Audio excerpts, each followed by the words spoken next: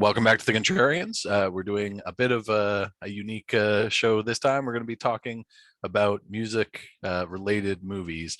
I think the criteria that Marco had sent out to everyone was, any movie with sort of a rock theme. Doesn't necessarily have to be heavy metal related, doesn't have to be a musical per se. But I'm sure we'll get at least a couple on here. If you want to be part of the conversation, you can join the Patreon. Any tier will get you access to the conversations, and you can join in. And we'd love to hear your contrarian opinion, even if it's not a contrarian opinion. There's also a Ko-fi, if you want to just make a one-time. What are they called? Buy a coffee. I can't remember what the like a one-time donation.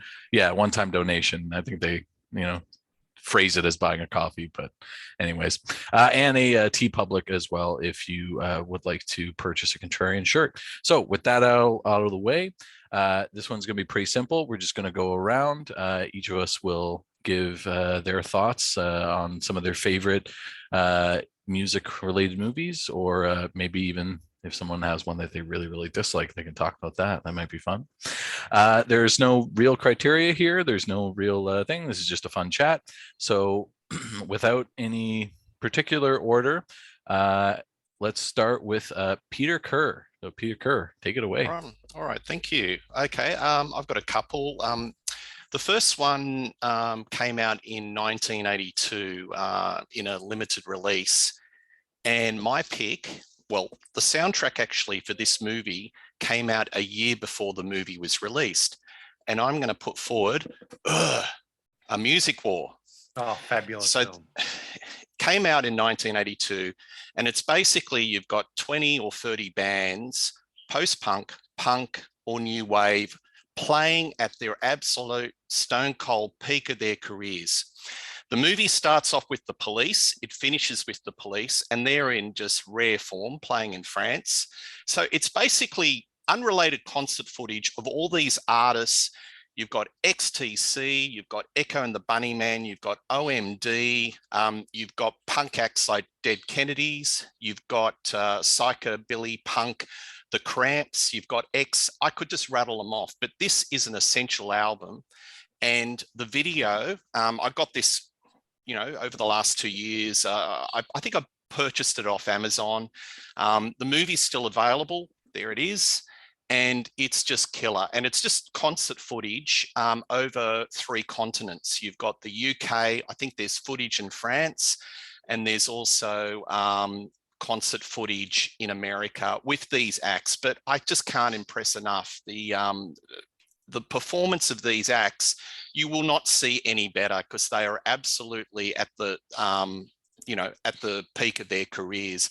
I guess the favorite tracks for me off it, and just reading it, I think Police, Driven for Tears is a great one. Enola Gay, OMD, classic. Respectable Street, XTC, that's fantastic. Tear It Up by the Cramps, Shadow Line, Flesh Tones, Beyond and Back, X. It's magnificent. So do yourselves a favor, check it out. The movie is still available on Amazon. It was a movie that was actually released at cinemas in Australia for a very limited run. So it did have a theatrical release, and it's an opportunity seeing these great acts on film at their peak of their careers in like 1980, 1981. Can I add a couple of great performances, I think, on that album? Sure. That movie. One is Devo's Uncontrollable Urge, I think is like just incendiary. And This Is the Life by Oingo Boingo. It's just really, really good. Absolutely. My next one is a little bit off the wall. So when we think of the movie maker Russ Meyer, what do we think of? Certain actresses, certain type of film genres. There's a movie that he made in 1970 for 20th Century Fox, which is one of my all-time favorite movies. It's absolutely wacky and it's called Beyond the Valley of the Dolls. So basically you get an independent sort of X-rated film director. You hand him the keys to making a full major film for 20th Century Fox. And what he does, he rewrites The Valley of the Dolls and he puts his spin on it and he calls it Beyond the Valley of the Dolls. And the movie was co-written by esteemed film critic Roger Ebert. And it was reviled in the day, but now it's regarded as a bit of a masterpiece. I think it's been inducted into the Museum of Modern Art in America. It's now regarded as a satirical masterpiece, and I would describe it as Melrose Place on acid. You've got all these characters that it's about a girl group that try to make it in Hollywood, and it goes through the various trials and tribulations. And there's a sort of a Savani character that loosely based on a number of famous, should I say producers, maybe with the name Spectre as one of their, the famous film producers or music producers. But the music itself is the Carrie Nations is the band, the girl group, is very garage rock, power pop, and really listenable. I picked this up at a record fair. It's a bootleg. It's not original because the first pressing goes for a pretty penny. But it's a gas of a soundtrack. It actually has the Strawberry Alarm Clock. They're like the house band in the movie. But the movie itself is just wild. It's just as I said, it's like Melrose Place on acid, and definitely worth picking. And that's the DVD, and you can get that anywhere. And if you like that sort of thing. My final pick is another movie that was released in 1980, had a great soundtrack, and it's Times Square. Oh, fabulous. Again, this has got a great new wave soundtrack. So this is a story of these two teenage runaways that meet in a psych hospital. One is a street kid, one is a daughter of a mayor candidate, or I think a mayor, and they escape from the psych hospital, and they basically have a mission to put the power to the authority. They form a girl group called the Slee Sisters. They live in a warehouse. It's a bit of a fantasy. It's quite unrealistic. And they do all this sort of anarchy type stuff in America around the Times Square district. And, there's a parallel sort of storyline where you've got Tim Curry, which everyone may know from the Rocky Horror Picture Show. He's like a DJ, and he picks up on the plight of these two teenage runaways and how they're taking it to the man, and does a lot of this pirate radio and sort of subterranean punk music concert stuff. It's a really interesting movie because it picks up on the Times Square of 1980 that I haven't seen probably other than Taxi Driver, 1976. So this is before Times Square got cleaned up in 1985, and it's got a little bit of a gritty sort of dirty edge to it. But from the music side of it, it's like a who's who of new wave music. So it starts off with Rock Hard, Susie Quattro. I mean, she's not new wave, but it's a great track. Then you got Talk of the Town Pretenders, Same Old Scene, Roxy Music, and they do the opening of the movie. And I always, when I hear that song, I just think of this movie. It's a great opening. Down in the Park, Gary Newman, Talking Heads, Joe Jackson, XTC, I Want to Be Sedated, the Ramones. Off the back of this movie, the Ramones actually re-released the single, and it got a little bit of commercial traction. And there's some other things. Briefly, Robin Stigwood. This is a Robin Stigwood production, and he had to throw in a couple of BG numbers and a few other commercial acts because he wanted it. He didn't want it as sort of as new wave. He wanted it a bit more commercial. But it's an interesting movie, but a fantastic soundtrack, and definitely worth tracking down. So there you go. That's my 3 picks. Awesome. All right. Yeah. Andy Partridge always really liked the track that they did for that album, Take This Town, which was a non-album track. But he did describe the movie as the turkey that ate New York. So Yeah, it's Well, another one of those movies that's been critically appraised, and apparently there's a uncut version because the relationship between the two girls, there was lesbian overtones, and obviously to make it commercial in 1980, they had to remove it. But it's one of those movies that they've sort of kind of reappraised, and apparently there's an uncut version going around the film circuits. Oh, okay. awesome. Well, thanks, Peter. Do you want to give your shout out or your plug now? Oh yeah. Rock Daydream Nation. A lot of chats going down. Just done a Beatles, just 10 great tracks. I've got something with Mr. Klauser coming up with Wasp next week. And just keep watching and subscribing. Awesome. Thanks, Peter. Bicycle Legs, why don't we get you up next? Okay. Well, I've got 3 films as well, and they're all 3 sort of films of very different musical genres. One is a biopic, one is a musical, and one is a concert film. The first one, I don't have the DVD or Blu-ray for it, but it's Walk the Line, the story of Johnny Cash. Now, I don't normally listen to country music, but I make a definite exception for Johnny Cash. I absolutely adore Johnny Cash. And the movie itself is done really well. Joaquin Phoenix in particular, I think, is fabulous in that film.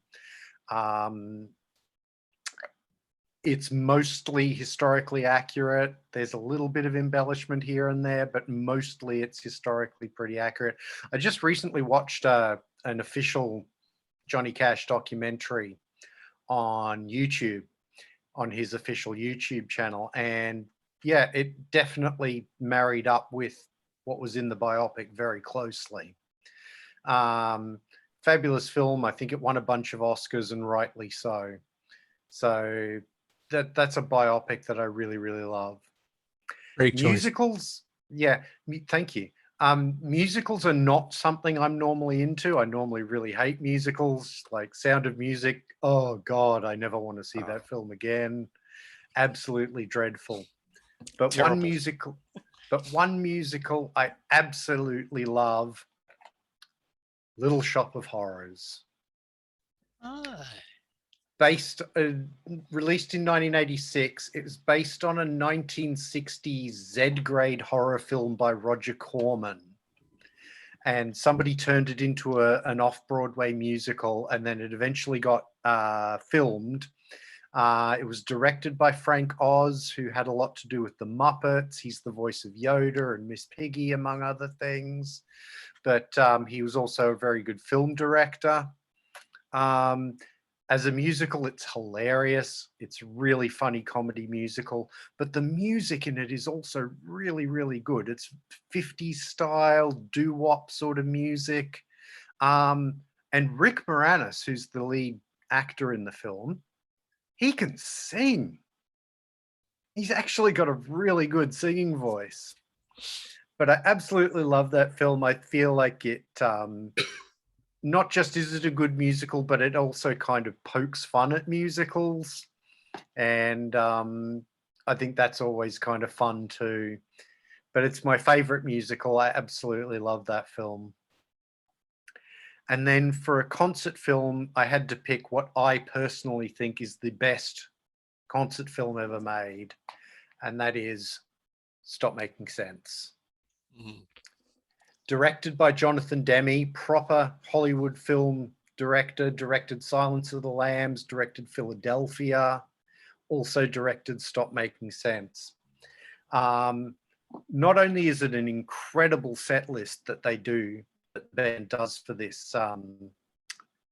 concert, the way they do it is really, really wonderful, because it opens with a completely empty set. Like the stage is completely empty. There's no backdrops, no nothing. You can see all the sort of junk in the background and whatever. And David Byrne comes on alone and says, "Hey, I've got a tape I want to play you." And he does Psycho Killer on his own with like a drum machine backing. And then Tina Weymouth comes out, and the two of them do Heaven, which is wonderful. And then Chris Frantz, the drummer, comes out and they do Thank You for Sending Me an Angel, which I think is a really, really underrated early song of theirs. And then Jerry Harrison comes out. They do Found a Job, which is another really good early song.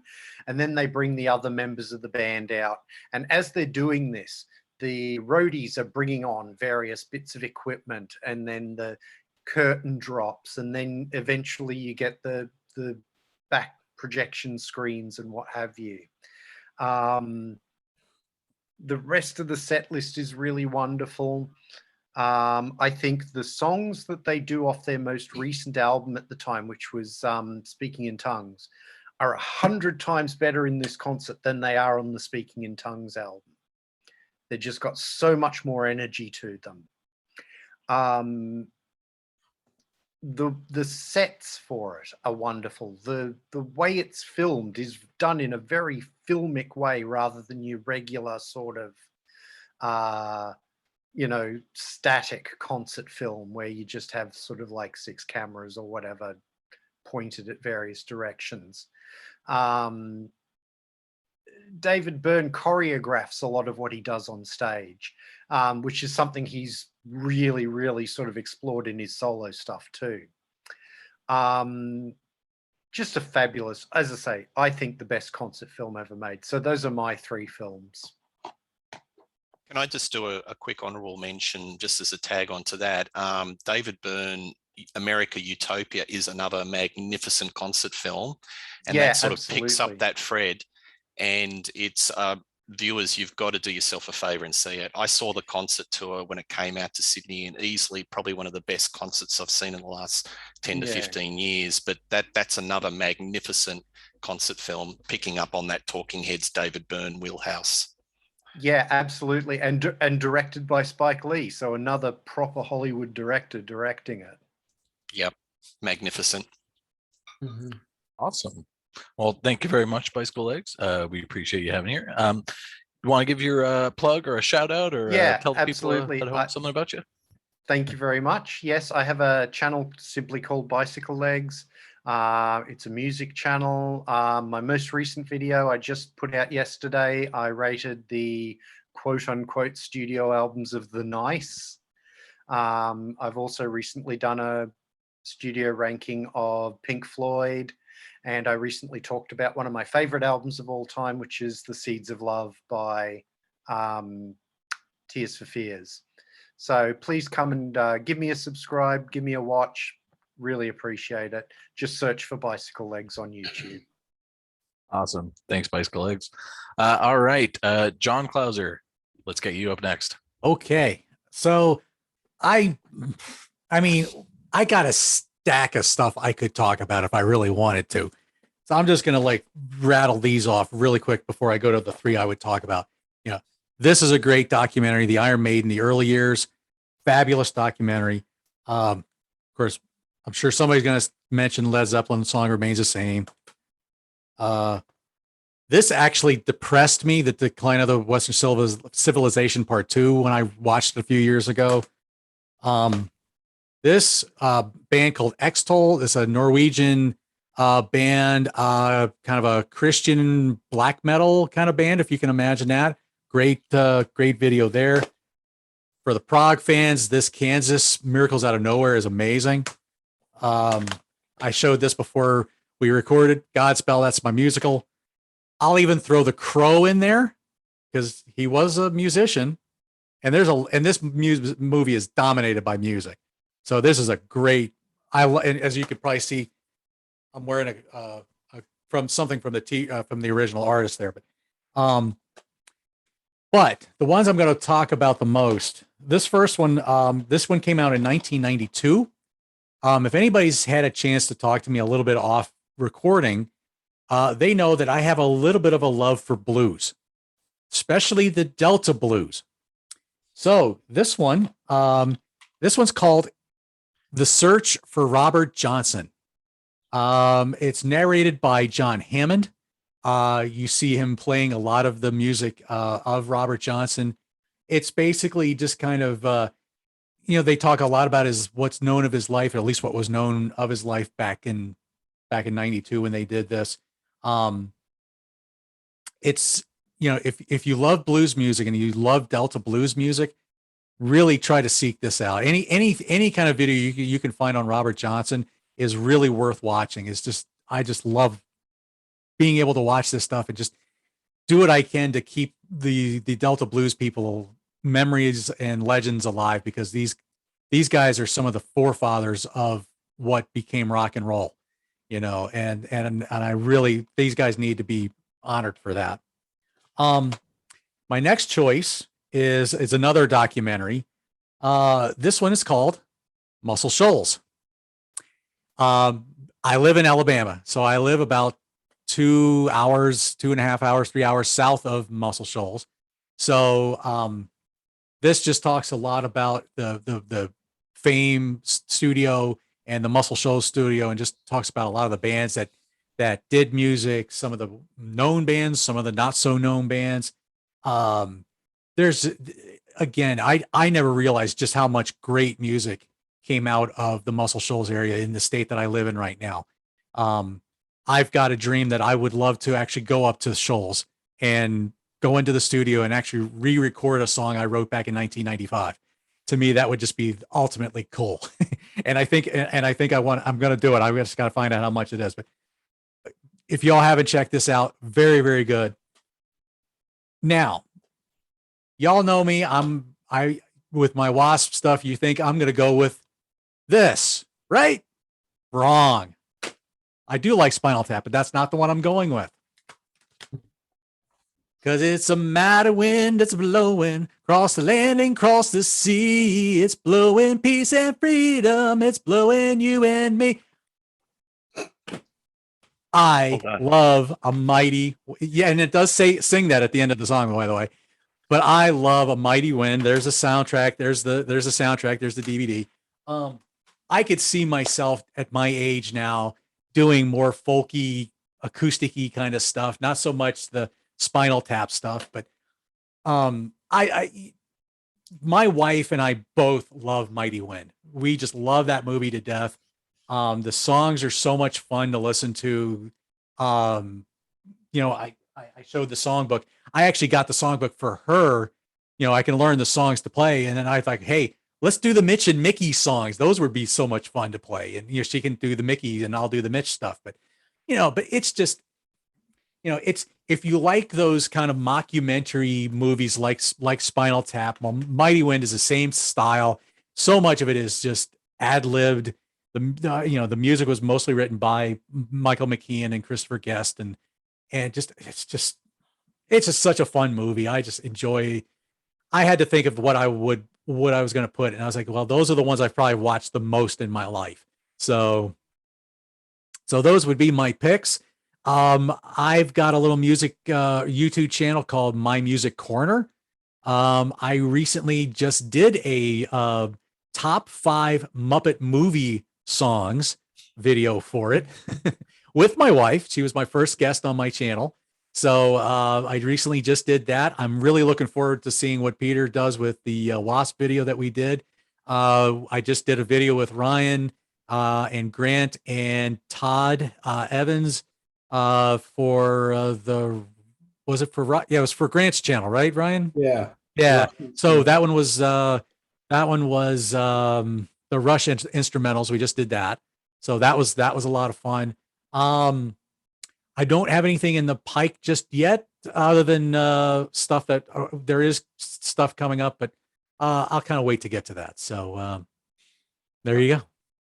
Awesome. Well, thanks, John. We're always glad to have you here. Ryan, let's get your thoughts next. Awesome. So for this, a lot of my picks are kind of stuck in the 80s, although I do have one that is not. My first pick, and I'm surprised Peter didn't say it, would be Purple Rain. I knew you were saying it, Ryan. That's why I just put it to the side. I love that movie so much. I mean, it's a great album, but I think having the movie accompanying it just makes it even better for me. I mean, you have some pretty hilarious acting. Like it's not like a extremely well made movie, I would say. There's some aspects of it that are well done, but it definitely has a lot of the 80s cheese, and a lot of it would not fly these days. But you have Prince acting. He does a pretty good job, honestly. Morris Day, who's absolutely hilarious in the movie. He's probably the funniest part. You have Apollonia in there, a ton of other people. I mean, you had the whole Revolution band in the movie, and then some of the guys from the time are also in it. But you have so many great songs in the movie. I mean, from Prince's career, like Purple Rain, Let's Go Crazy, Beautiful Ones, Darling Nikki, etc. You have like The Bird from the time in there, Sex Shooter from Apollonia 6, just like a ton of interesting music from that time. A lot of it more like funky, some rock, very 80s though. And not only is it my favorite music film, it's one of my favorite movies to watch in general. I think it's funny. It does have some emotional parts in it. Like, I can't lie. When he sings Purple Rain for his dad at the end of the movie, that gives me chills. Like, it's great. And the music's just top notch. Prince is one of my favorite musicians of all time. It had to be my pick. Some other ones that I dig. So first off, I'll say Almost Famous. I absolutely love that movie, and the soundtrack is fantastic. I mean, you got like Todd Rundgren, The Who, Simon and Garfunkel, The Beach Boys, Leonard Skinner, Led Zeppelin, Elton John, etc., etc., etc. And it's all worked into the movie extremely well. Like, I love that scene where he listens to Tommy by The Who for the first time, and Sparks comes on. He's sitting in there with that room of candles and stuff. Very well done scene. Them singing Tiny Dancer on the bus together. That's awesome stuff. Just a great movie. And awesome cast in that one too. And then Cameron Crowe directed it. It was kind of like semi autobiographical for him because of his own music journalism career. Then you have like Billy Crudup, Frances McDormand, Kate Hudson, Jason Lee, etc. Just a lot of good actors and actresses in there. There's about 6 original songs from that were kind of featured a little bit in the movie. That if you get there was a particular DVD edition you could get that you had these 6 songs. Like Fever Dog was one of them, and you had to be there, and a couple of the other tracks. Those are great tracks. Great songs. It was a record store day release, I think, maybe last year. Stillwater, or I don't know. Stillwater was the band. Yeah, there was a recent release. Oh wow! Fever Dog is such a good song. I actually really did like those Stillwater tracks, and I'm pretty sure that like Jason Lee actually sang those tracks too, if I'm not mistaken. And I have to look that up. I don't remember. In that movie, didn't Philip Seymour Hoffman play Lester Bangs? Yes, he did. Magnificent cameo. Yeah, one of the best. He spot on. Definitely. Then a couple others. So now we're gonna have a little love for Michael Perry, I guess, because we got Streets of Fire and Eddie and the Cruisers. Growing up, I watched both of those movies probably like 100 times each, and I still put them on every once in a while. I'd say that Streets of Fire, well, there's a mix of music in that one, because you have some like really cool Ry Cooder slide guitar playing in that movie for the soundtrack, but then you have your very 80s music. You have like I Can Dream About You by Dan Hartman, which is a I love that song. Yeah, it's a classic. And then you have all the songs that Diane Lane's character sings. Her name's Ellen. The vocals were done by Laurie Sargent and Holly Sherwood. That's like very 80s, like Pat Benatar type sounding music. Just a really cool cast in that movie. You have Willem Dafoe, Michael Perry, Diane Lane, who was like my biggest crush when I was a teenager. Like, damn, but you know, like you have Rick Bill Moranis. Paxton. Yeah, Bill Paxton, Amy Madigan. I think I said Willem Dafoe already. You know, just tons of good people in that movie. It's so much fun. And then Eddie and the Cruisers, also a Michael Pere movie. The music in that one is kind of weird because the movie takes place in the 60s, a lot of it. Well, it goes back and forth in time. It's in the 80s, then they look back 20 years to where the one character died, or so they say. There's a whole mystery about that in the movie. But the music, some of it does fit the 60s, but a lot of it has like a very Bruce Springsteen type sound to it, which was actually a cause of some negative reviews for the movie, amongst other things. But I don't care. I've always thought the movie's awesome. It's like so much fun, a good cast again. And I don't know. I mean, it's just one of those movies growing up that I absolutely loved. I mean, you have songs like Tender Years in it, which is a really good one. You have songs from like Dion and stuff. I think they do Run Around Sue in the movie. Then they have Betty Lou Has a New Pair of Shoes, which is very similar sounding. But then the song On the Dark Side, which sounds like a Bruce Springsteen song. Then one other one I'm going to mention is Phantom of the Paradise. That was a Brian De Palma movie from 1974. Paul Williams did all the songs in that one. It's like a weird rock opera version of Phantom of the Opera. Super trippy and weird. Paul Williams plays like a Satan type character in it. It's pretty funny and bad, and it's an essential to see. The music goes all over the place. It's like classic rock and roll, some like doo-woppy type of stuff. It's all in good fun though. Like there's a layer of satire to everything that happens in that movie. So I like that one. And then obviously heavy metal, classic. Nothing needs to be said about that one.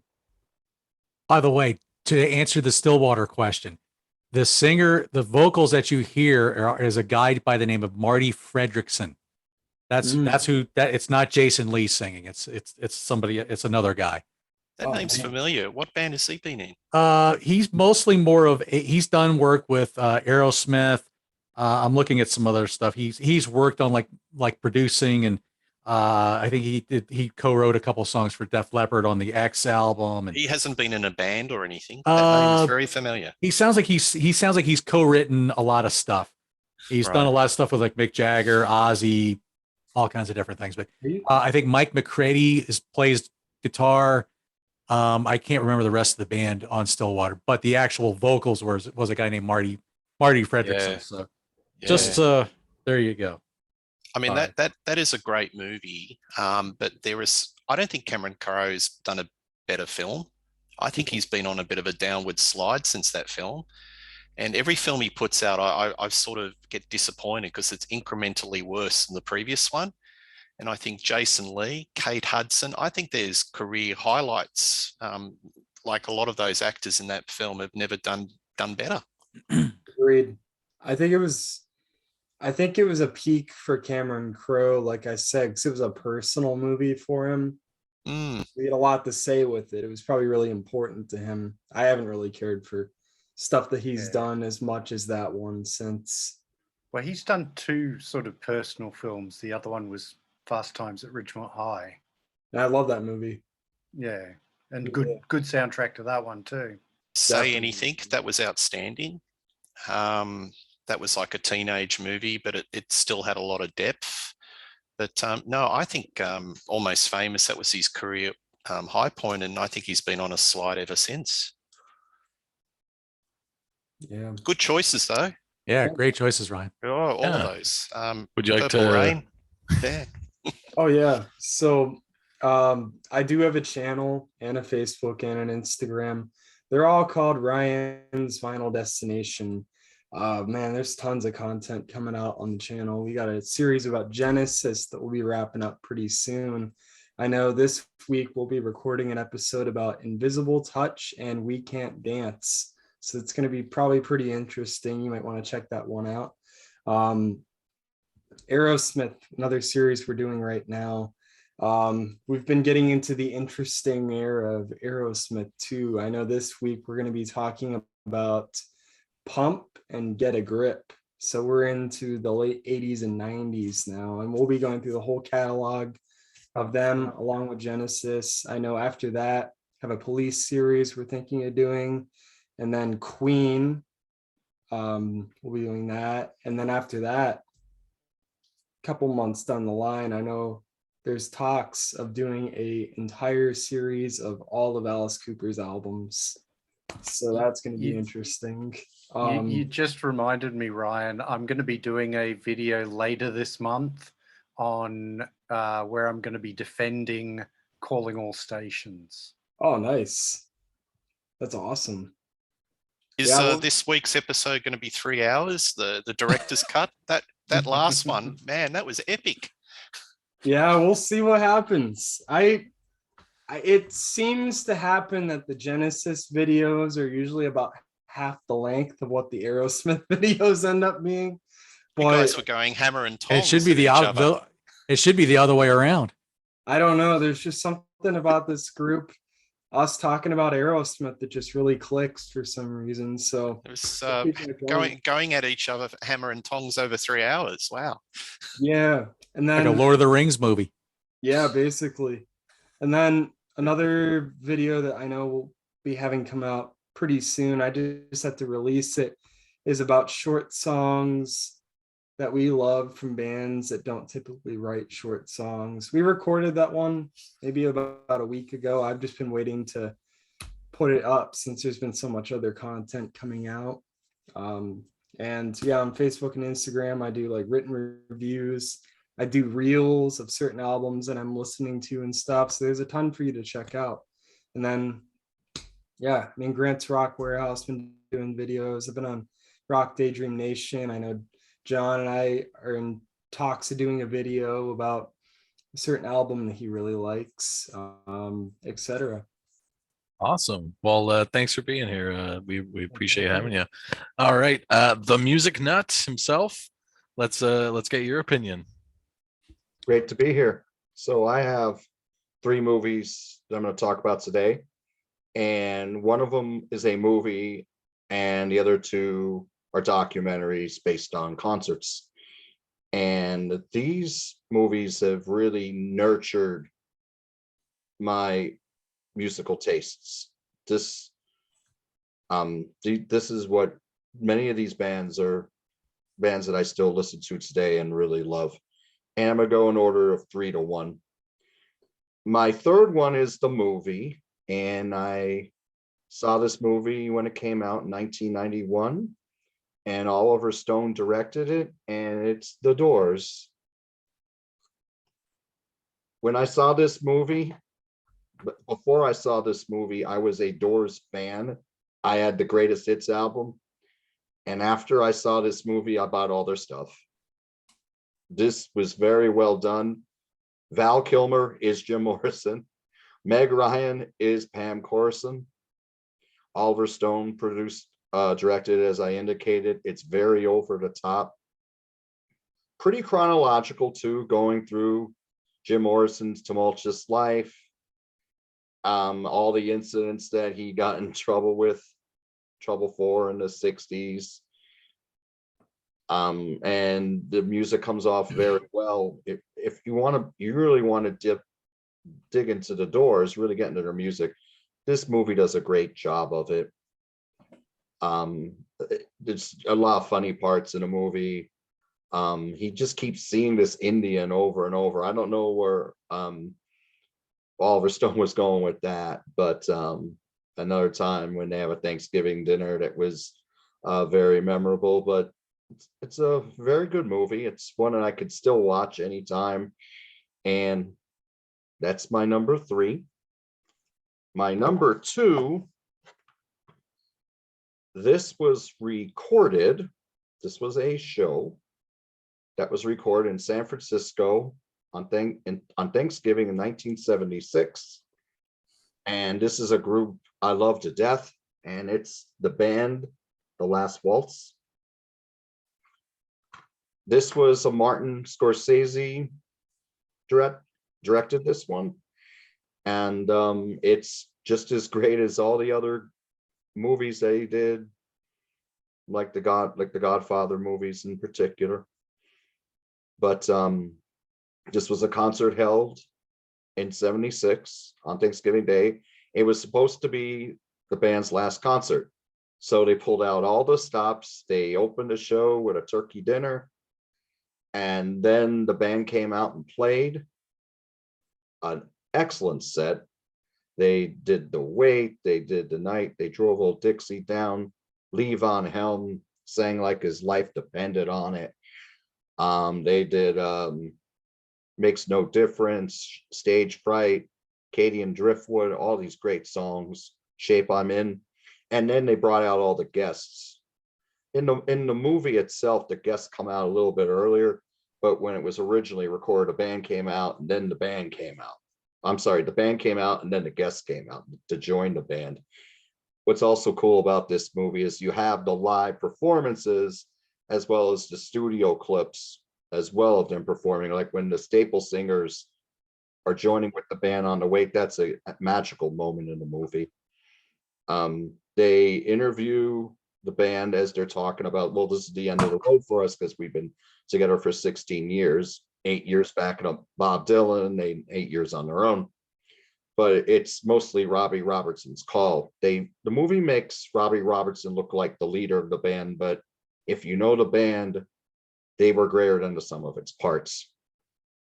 They make him look like the leader, and then the other guys are like side guys, but that wasn't true. An interesting thing about this film as well is that Robbie Robertson and Martin Scorsese made all the money. The other guys in the band, Garth Hudson, Lee Von Helm, Rick Danko, Richard Manuel, they didn't make any more money off of this. This was basically Robbie's call. The performances, though, are outstanding. You got Joni Mitchell on here singing Coyote. You have Van Morrison bringing the house down with his version of Caravan. That's probably my favorite moment. That's the highlight of the movie. That Absolutely. Is the stone cold highlight of the movie. I could watch that again and again and again. Yeah, and I've talked in the past about playing songs on Touch Tunes jukeboxes. That's one of my go-to songs right there is Caravan. And then Eric Clapton joins them for further on up the road. And the memorable part of the movie, Clapton's guitar strap comes off, and then he yells "Robbo" to Robbie Robertson, and he picks up the solo and without missing a beat. That's an outstanding part of the movie as well. But outstanding. I mean, you couldn't get a finer group of musicians here. You had Bob Dylan, Neil Young. I'll just mention the ones that I haven't said yet. Bob Dylan, Neil Young, Neil Diamond, Emmylou Harris, Muddy Waters, Ringo Starr, Ron Wood, Dr. John. With Dr. John, They Do Such a Night. That's another great highlight of the film as well. Paul Butterfield, Ronnie Hawkins. Ronnie Hawkins was who the band originally backed up before Bob Dylan, which I have to preface that. Excuse me. So that's my number two. And it was very, very tight with my number two and my number one. But my number one is one that's, I really got into this movie and the soundtrack when I saw it on MTV in August of 1989.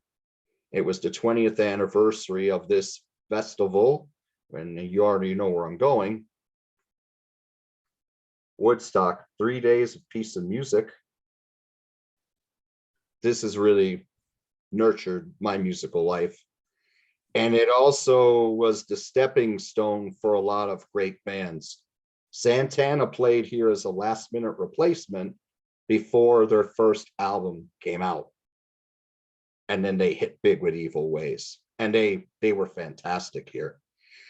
Before I get into the musical performances, I think this movie does an outstanding job of showing what was going on in the 1960s, what was going on with making this concert, how they got way more people than they expected to be there.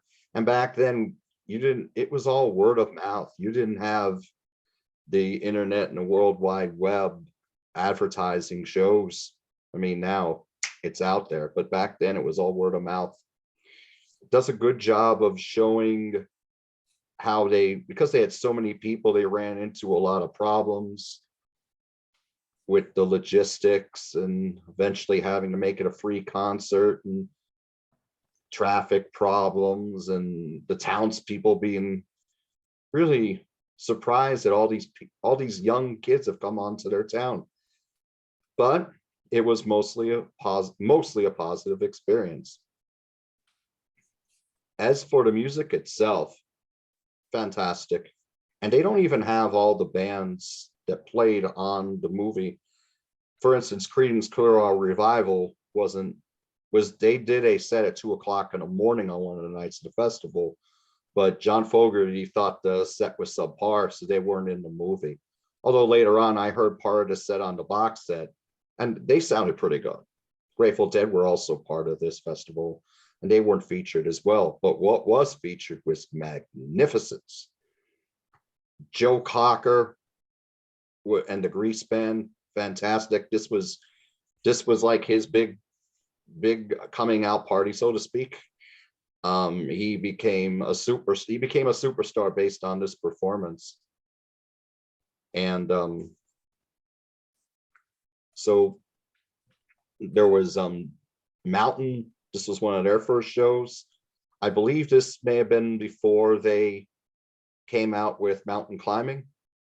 They weren't in the movie, but they're on Woodstock 2, the soundtrack, and they were fantastic. The Who were fantastic in this. They were just pushing Tommy, their first big rock opera. They were stunning. Sly and the Family Stone, I guess maybe they came on late as usual, but once they came on, they were awesome. And you had let's see, did I name most of them? You had Richie Havens' Freedom is amazing. Richie Havens, thank you. Richie Havens opened the show, and they kept bringing them out, and eventually ran out of songs, and he wrote Freedom on the spot. Yeah, magnificent. Amazing. He wrote that song on the spot, and he opened up the movie. I don't know if he opened up the show with this, but Handsome Johnny, that was a fantastic song that he did as well. And the iconic Star Spangled Banner. Yes. And then that's I think a lot of people think of Woodstock, they think of that moment. Yes, and Jimi Hendrix did that set on Monday morning. And by then the show had peaked at 500,000, and by then they were down to 30,000 people. And yeah, witnessing history. Exactly.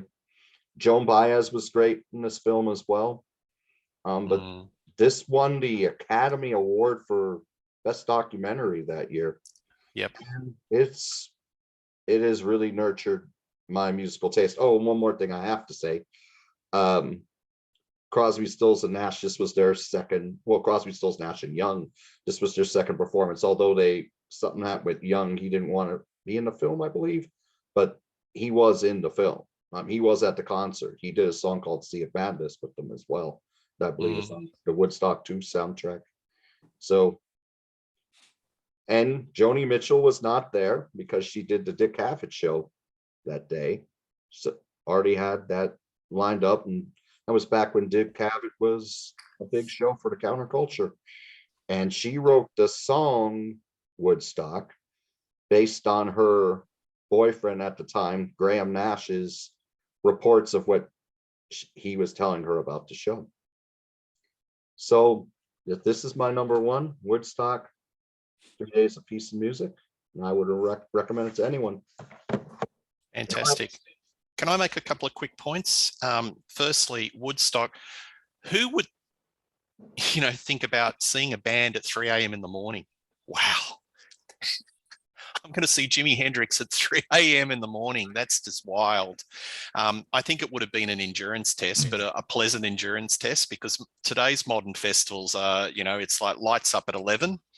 But having a festival where you have some of the blue chip acts of all time, the rock pantheon, playing at 4 o'clock in the morning, that's just wild to think about.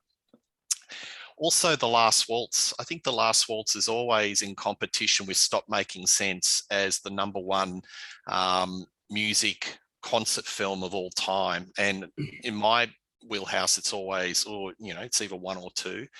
And I think the Last Waltz is wonderful because there are a lot of acts in that concert that I don't care for, but the way it's filmed and the performance and the whole event makes you care about them. Like, I don't care for Eric Clapton at all and some of those acts, but it's captivating. And a third thing I wanted to say about is that there was so much coke and drugs that were going down in this movie. So a lot of the backstage footage, and you can see the band, they're completely sozzled. And it's amazing that they're kind of articulate in their question and answers with Marty. And there was one sequence where Neil Young is playing a solo and he's got coke, apparently had coke residue off his nostril, and Marty had to go in and digitally change it and remove it so it didn't look like he had coke residue. But apparently he's playing a riff and the original cut and he's got coke all over his mouth. Yep. It's I know this. It was when he was doing "But Only Love Can Break Your Heart," and he's singing it. He's just like geeked out of his mind, and he just has cocaine coming out of his mouth. It's wild. Actually had to go in and digitally change it and alter it. But it's a magnificent film and it's uplifting. And I'll go back again. The Van Morrison bit is just where he does that little high kick and they go, Van the man. Yep. It's just shivers up your spine moment. Absolutely. Honestly, I think it would have been funnier if the Neil Young song had been "The Needle and the Damage Done." Oh, I don't know about that. I'm being just putting it out there, aren't you? Just putting it out there. We're talking about how the bands were playing at later times. I mentioned John Fogerty didn't want the CCR set released because it was at 2 o'clock in the morning. He thought it was subpar. And Jefferson Airplane came on at like 7 or 8 in the morning on one of the days of the festival as well. It was just music all night. Yeah. In the middle of nowhere, no police sound complaints, I guess. They could get away with it in those days. Wouldn't happen now. No, I mean, 7 o'clock, lights up. Well, the thing was, they were pushing, as long as there was no violence. That was the big thing. I mean, even in a lot of similar shows these days. Because they're all stoned. That's why. Of course. Sedated. Of course. But as long as you're not hurting anybody, it's all. Or doing other things. Yes. A lot of children were conceived out of that festival, John. Yes. Two Johns. I'm glad you said that, Peter, because I had this on my mind and I totally forgot to say it. One of the great lines in the movie, they brought out John Sebastian because he was just there as a fan. So he was about to play a song and he goes, yeah. And I just heard some cat and his old lady's had a kid. He's had a kid here. I was like, wow, really is a city here. And that kid, whew, that kid's going to be far out. I wonder what that kid is. Probably a lawyer or a member of parliament. I hope. Where is that kid? If this kid is watching, put your comments down. You gotta be around 52 years old now. So where are you? Where are you, Woodstock? Yeah, come on. Come on. Put your comments down, man. Oh my. All right. Well, thanks so much. Do you want to do your your plug there, John?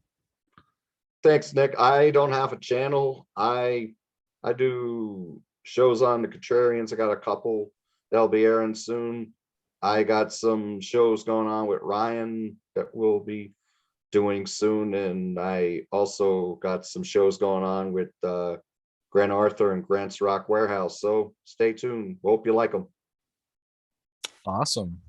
All right. Well, there you have it. There's a bunch of contrarian picks for music related movies. Do the whole spiel again one more time. If you like the content, please like and subscribe. There is a Patreon as well. You can gain access if you want to join and be a part of the panels. Any tier gets you access. Ko-fi and T Public are other ways to show support for the channel as well. But most important thing is just, if you like the content, please tell other people about it, and keep watching. I'd like to thank our esteemed panel here for coming out and giving their picks and their opinions. A lot of great stuff here. As always, I've got a lot of fun avenues to explore that I didn't have before. So thanks, guys. Appreciate everyone dropping the knowledge. And yeah, thank you to you at home for watching. And we'll see you next time. Thanks, everyone. Thank you.